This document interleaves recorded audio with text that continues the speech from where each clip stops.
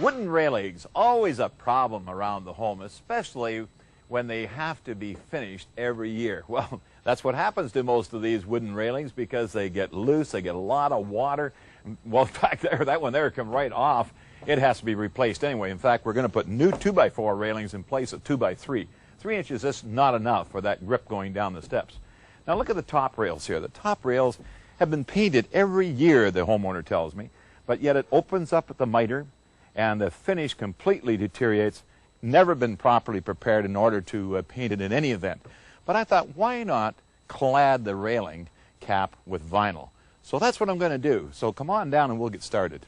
Cutting the angle that goes up at the top, right at the point of where it meets the top post, has always been a problem for some folks because I get many calls saying, Shell, how do I calculate the angle? I've cut it 3 times and it's still too short. Well, let me show you the easy way.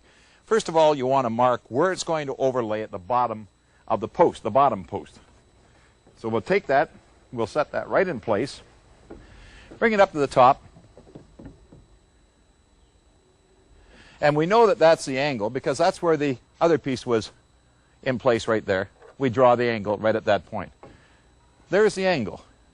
That's what you set your saw blade, and away you go with your circular saw. Cut it off, and you're ready to install. Now we want to draw that across with the combination square. That way it's going to give us the line to cut on.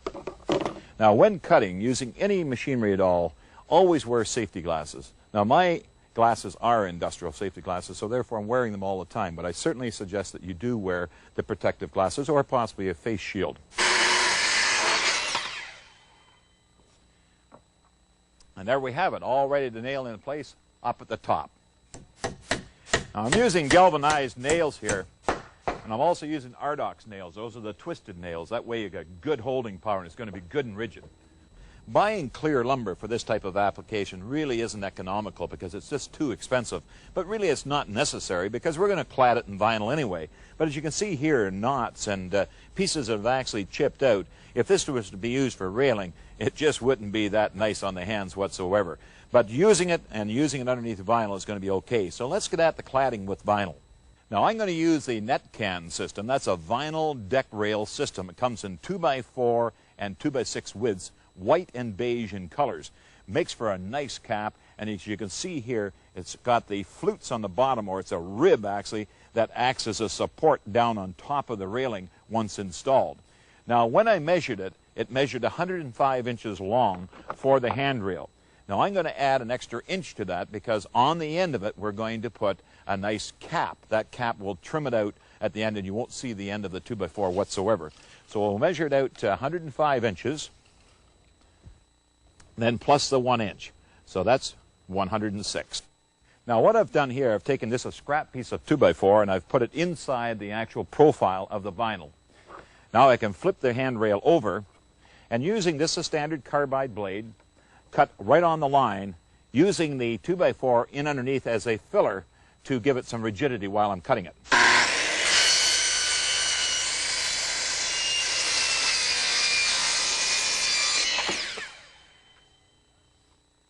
There we are. Once you have it cut, all you have to do is slide it into place.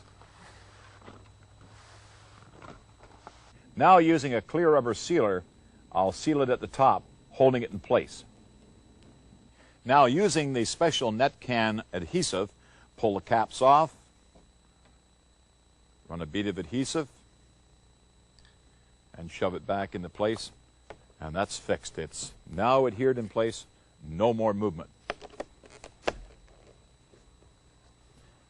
Well, there you have it. We've finished up the whole deck rail. No more muss, no more fuss, no more painting or staining, just a little bit of cleaning every year.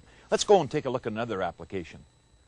Fence top rails, they really take a beating. In fact, they require refinishing every year or two. And those tops of the posts, those caps, look what happens to those after a few years. They split open, really making a mess of things. Well, why not just snap those off? And what do you put in place? The net cam post cap cover. Now, it doesn't look nice and clean all the way around. The vinyl railing cap on top of the top rail and the post caps on top of the posts. And it's all available at your local building supply store.